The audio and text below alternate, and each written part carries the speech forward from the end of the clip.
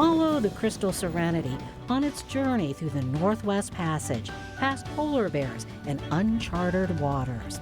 It really, truly is a trip of a lifetime. Thanks to melting ice, 1,000 passengers travel thousands of nautical miles from Alaska to New York. Just because the Crystal Serenity did not have any accidents or problems doesn't mean that other ships won't. Ahead on Frontiers, what this historic voyage might mean to the future of Alaska and the Arctic.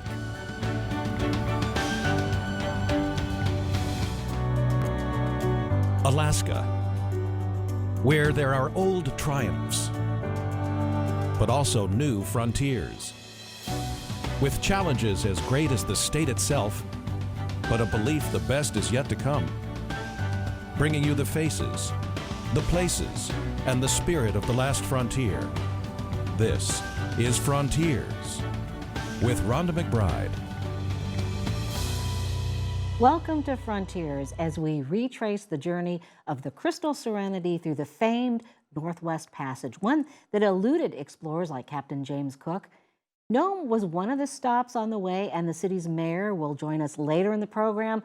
But first, although Roald Amundsen, a Norwegian, proved the existence of the Northwest Passage in 1906, the Crystal Serenity is the first ship of its size to make this journey, the first for any major cruise line. The ship sailed into New York City's harbor at sunrise, symbolizing the dawn of a new age. And while this trip took Amundsen 3 years, the Crystal Serenity was at sea for only 32 days since it left Alaska, a voyage of mostly ice-free waters thanks to climate change. And meteorologist Melissa Fry tracked this voyage from start to finish. Rhonda, they were so excited to arrive back in New York City. Of course, the passengers, they had just completed their epic voyage, but for the captain and his crew, they had just done something that no one else had done. And of course, it was both the path of this voyage, but also the vessel they rode on that made the headlines and history this summer. The Crystal Serenity sits like a giant in Seward, 1.5 times the size of the Titanic, ready for an epic voyage. Afternoon. Welcome on board. Passengers are eager to board. This is by far the longest trip we've ever decided to take, and the most expensive trip we've ever decided to take, but the most exciting trip. The berth secured one of the final rooms before the cruise sold out over 2 years ago. An opportunity they couldn't pass up. We have the time, and luckily, thank God, we have the money and the health. Yeah, he had a heart attack last year, so you never know what's going to happen in life, so you got to grab it when you can. Goodbye. The tickets start at nearly 20 grand and go up to about $100,000 per person. At that price, these guests expect the glitz and glamour that comes with a 6-star cruise ship. A heated pool, hot tubs, and tennis courts just on the top deck. Inside, you'll find a casino, high-end shopping, fine dining, and a large concert hall. But despite that, these guests have left the black ties and evening gowns behind and have traded them for parkas and snow boots. We do cocktails here, there's dance lessons. Also unique to this trip, We've installed 3 high-powered binoculars and widescreen TVs broadcasting live video from cameras mounted outside the ship. Whether it's whales or any type of marine life or, hopefully, polar bears, seals, on any floating icebergs, we'll be able to see clearly and then broadcast that all the way through the rooms. The rooms range from 200 to 1,300 square feet. Hope it's not too messy. See, I told you to put your shoes away. Even bought my polar bear today, yeah. A temporary home for Bob and Gloria, who have been married for 57 years. It's our family. They've taken dozens of cruises together, but never to the Arctic. I think we're going to be warm. The ship loaded and the adventure begins. Out of Resurrection Bay and into the Gulf of Alaska. First stop, Kodiak, and then Dutch Harbor, where eagles soared and the fireweed bloomed. On day 5, they turned north into the Bering, sailed all the way to Nome, a first for any large cruise ship. Guests were welcomed to town by roadside muskoxen and treated to the sights and sounds of Alaska native dancers. Now 5 days at sea, sailing through the Bering Strait, Chukchi Sea, and into the Beaufort. The first ice of the trip sits off the bow. They know they're officially in the Arctic. Next stop, Ulukatak, Canada. Dressed in parkas, Zodiac by Zodiac, guests made the trip to the beach to meet their hosts for the day. Good morning! After a day of hiking the rocky cliffs and checking out the community, local performers took the stage aboard the Serenity. Every one of the destinations we went up there, we had an amazing reception by the locals. Who were apprehensive about so many visitors at once, but still honored to be a stop on this historic cruise. They were so excited. They couldn't believe all these people came up to see them in their local community. After a stop in Cambridge Bay, the ship rounded the corner and into the Victoria Strait. The first encounter with significant sea ice, and therefore the first chance to see polar bears. This polar bear spent the entire day on this ice floe, looking around, looking at people. We had a mother with 2-year-old cubs. We saw a polar bear on a kill of a seal, and it was just amazing, absolutely amazing. While sea ice was scarce for most of the trip, icebergs near Greenland forced the captain to alter his course. When we came up there, it was a mess of ice there. I mean, this is glacial ice, which is very hard, and in all kinds of shapes and sizes. I was looking for an angle to maybe try to get in there, but at one point I was like, no, I'm not going to do this. It's just too much risk. A risk the captain couldn't take with the ship, but that didn't stop these guests who gave up their luxury rooms for one last grand Arctic adventure. Then it was back at sea. 7 more days to the Big Apple. Then at last, a grand entrance. Sailing into New York City this morning in fantastic weather and docking here, it's a feeling of accomplishment. People are walking off the ship now with the feeling of having been part of something that was both historical and truly amazing. 32 days, 8,000 nautical miles, and a lifetime of memories. And given the success of this trip, Crystal plans to do it all over again. They're already offering the same cruise next summer, 2017. Well, you know, this trip was made possible by ideal ice conditions. Can they count on that again? I mean, what's the situation now? Things are looking likely every summer for this to happen as we just continue to see that ice declining. We measure ice in a few ways. We look at the age, we look at the thickness of it, and we also look at that overall coverage or extent. And looking at the extent of the ice, it really gives us a good idea of where it is. So check out the conditions in September of 2016. You can see the ice there in yellow.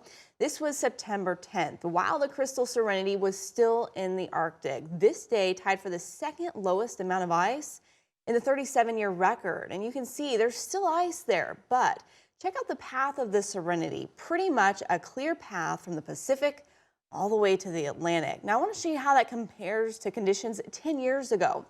You can see a significant decline in the ice. Yeah, especially there north of Alaska. But I want to remind everyone, this is during the summer after a significant amount of that ice has melted off. If the Crystal Serenity had tried to take this route just 60 days earlier, the path would have been completely blocked. So yes, overall, the ice is responding to those increasing temperatures. But as for the Northwest Passage, it's open, but only for a few weeks out of the year. So they've got to time that trip exactly perfectly. So it's still touch and go. Touch and go, yes. All right, thank you very much, Melissa, for that sort of comprehensive look at the journey. Well, up next, not everyone is on board with more ships going through the Arctic. Why some say increased traffic requires a new way of thinking. And we'll hear from the mayor of Nome, a man who's been doing a lot of thinking about whether ice-free waters are a crisis or an opportunity.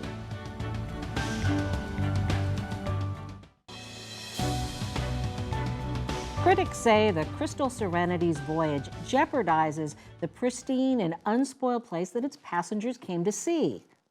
Just because the Crystal Serenity had higher standards does not mean that all ships will. Although the Crystal Serenity and its escort vessel did not use heavy fuel on its journey across the Arctic, there are worries that other ships might, and that spills of this thick and gummy oil, as well as wastewater, pose a serious threat. I think that the Arctic ought to be a zero-free discharge zone. They ought to take their contaminants out of the Arctic. It's a highly fragile environment, and they shouldn't be using some of the dirtiest fuels on the planet. Another worry for some groups that indigenous peoples from Alaska, Canada, and Greenland who depend on wild foods from the ocean have little say about how marine traffic will be regulated. Well, Nome was on the Crystal Serenity's itinerary, a community accustomed to visitors, but not quite on this scale and not all at once. And joining us to talk about the Crystal Serenity's voyage to Nome, Mayor Richard Benville. Thank you. So tell us a little bit about why this voyage is so different, and is it a milestone of some kind? Well, I think what makes it a milestone and a game changer, to use a popular phrase, is the size.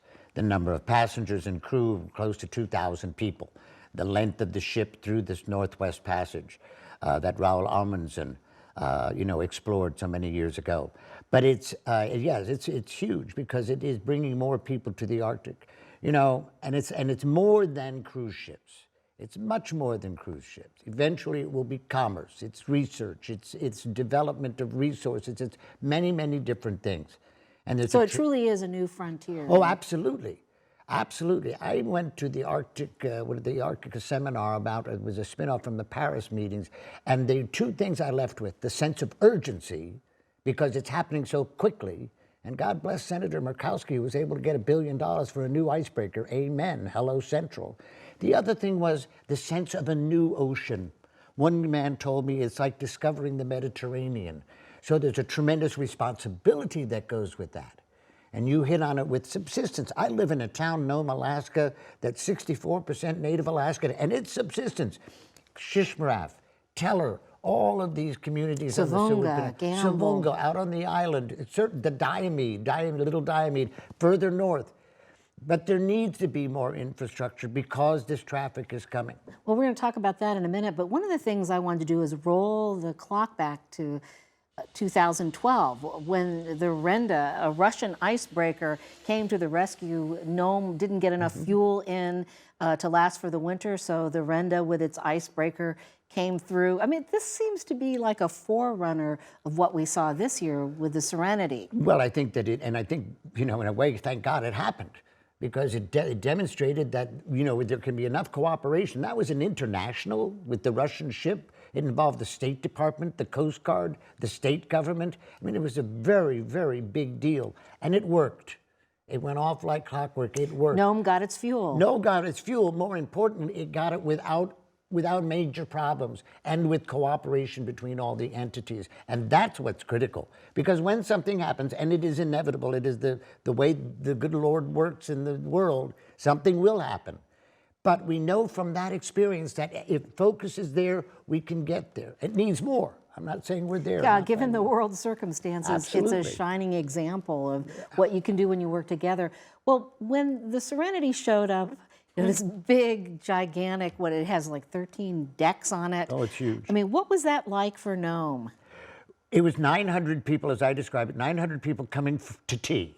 And they got off the boat and they were there. Unfortunately, and thank you for the cruise line and some very careful planning by Dave Karp and Robin Johnson of the Nome Discovery Tours in Nome, they were able to stagger the number of people coming in and coming in, lightering back and forth. It was like a ferry system back and forth. So people came in, they spent several hours in Nome, and then went back on board. So it was lots of things to do. We invented tours that we've never done. We had helicopter tours. We had people going to Russia, people flying over Little Diomede, tundra tours, wildlife. All of this coinciding with the Serenity's? All of this was for the Serenity. So what did you learn from that as a community? Plan. Plan ahead. Know what you're doing. The weather wasn't particularly cooperative. It was, it wasn't a bright sunny day, but it also wasn't blowing 50 miles an hour. But you could see the dogs, were happy. And those are groups, that's about 25, 30 people. So manageable. I did the gold panning demonstration, for a lot of people. You got to do that for me sometime. Oh, I'd love to. Next time you come to Nome, I'll get you out there. Hello, Central. So how did they react to seeing all these things? I mean, they did pay a lot of money, upwards of $100,000 in some cases. Yep. Well, first of all, to compliment the passengers and the clientele of Crystal Cruise Lines, I was so impressed when talking with the passengers of their sense of history They were walking in the footsteps of Roald Amundsen. That's humongous. That's tremendously important. It wasn't just a frivolous little, oh, let's go to the Arctic. Roald had 6 crew members total and did this and, you know, got wintered in. Nonetheless, there was this sense of history that they were doing it too. And from the point of view of history, size of vessel, number of people, it was. Well, they're coming back next year. That's true. So what are you planning? Anything different to maybe take more advantage of this? I think what we will do is to refine that which we did this year.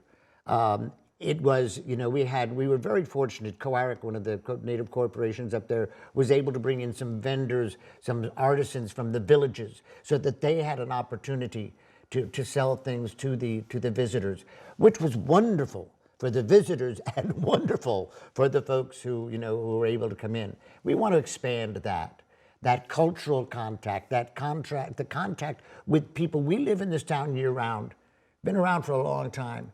And people are amazed, and, oh my God, you don't go somewhere for the winter? No! Hello, Central, because we stay there and we live there. It's our home, and we wanted to share that with them. And I think we did a very good job. Thank you, Nome. Thank you, Nome. Hello, Central. And the region. Let's talk a little bit about the infrastructure, because one of the things Nome has been pushing is a new port, and that's been a bit of a struggle because it's not a cheap thing. No, it is not a cheap thing, but it's a necessary thing.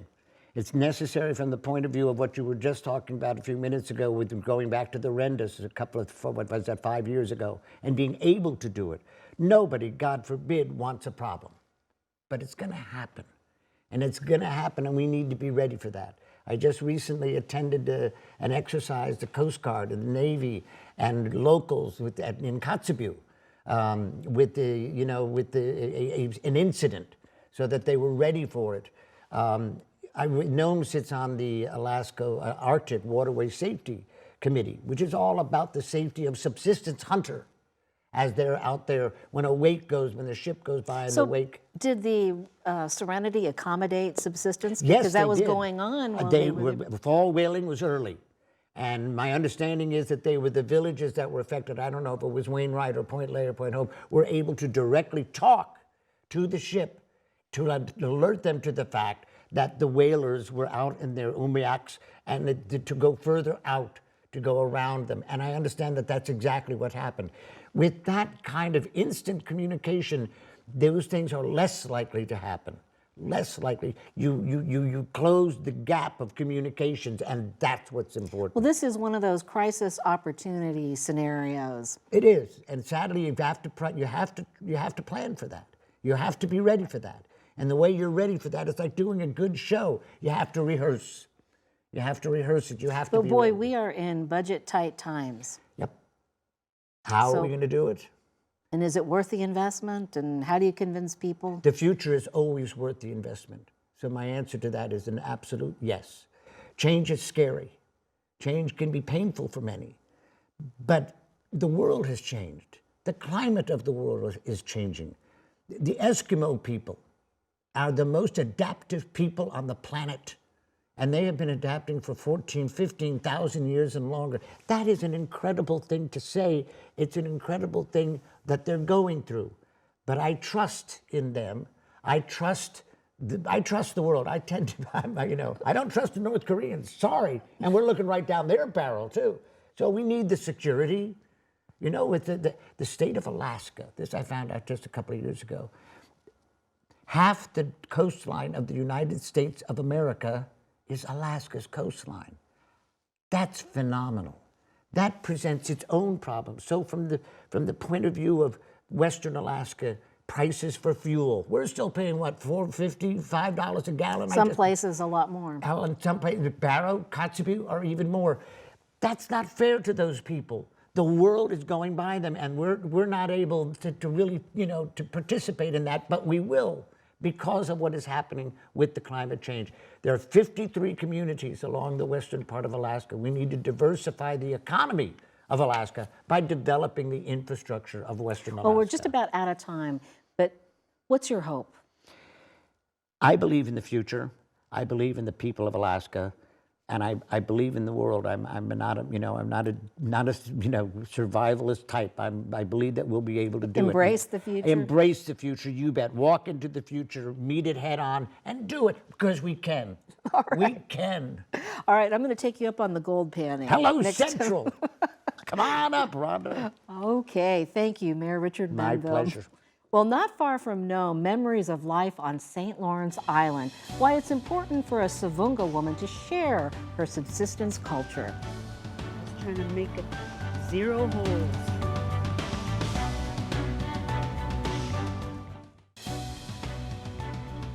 Well, the ocean is the grocery store for many Alaskans, something not well understood unless you live in the Arctic. The Alaska Native Heritage Center here in Anchorage hopes to change that with exhibits and demonstrations to bridge two worlds. KTVA's Heather Hintze brings us one of those slices of life, what it takes to skin a seal. My grandfather said that the human race would not be here without the animals. Storytelling and seal skinning go hand in hand for Yari Walker. And I tell people, you won't find kangaroos in Barrow. In Florida, you will not find walruses. And where I come from in St. Lawrence Island, you will not find chicken. That's just the way the earth was made. At the Alaska Native Heritage Center, she tells the tale of the first Yuk, the first human. Visitors learn the animals sacrificed themselves so people were able to survive. But you must treat us with respect. You can't take more than what you need. You must not waste, and you must share. Good afternoon. It is. It's a seal. Yari grew up on St. Lawrence Island. It is a seal. Seal skinning is a skill handed down from her elders. When I was 12 years old at camp, my mother allowed me to practice removing excess fat from the flippers. This up-close encounter is one way the Alaska Native Heritage Center aims to provide important subsistence education. And one thing we pride ourselves at the Heritage Center is we're not a behind-the-glass museum. That I wasn't expecting.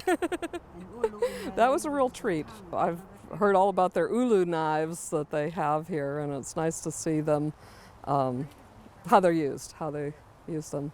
My husband's going to make me skin a deer like that when I get home. You blood bear. The folks here want people to learn this isn't an ancient way of life.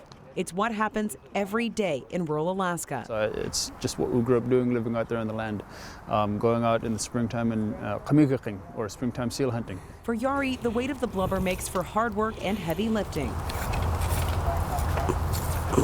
A lot of work, but it's joyous because you know that the skin will be used for something good. She's proud to showcase her Siberian Yupik heritage and the way her people have used every part of the animal for generations. Alaska Native Heritage Center is home away from home. This is where I'm able to live my culture. With a few final flicks of her ulu, she's finished. I'm done. Another skin with another story she'll share for years to come. I see all kinds of headdresses with beads on it and stuff. For Frontiers, I'm Heather Hintze. The subsistence lifestyle made possible by a healthy ocean. Well, we have many people to thank this week. Diana Hacker from the Nome Nugget and Leon Boardway with the Nome Visitors Center, who shared their pictures of the big ship that has come and gone. And like it or not, a reminder that we are on the frontiers of change. Thanks for joining us. We'll see you next week.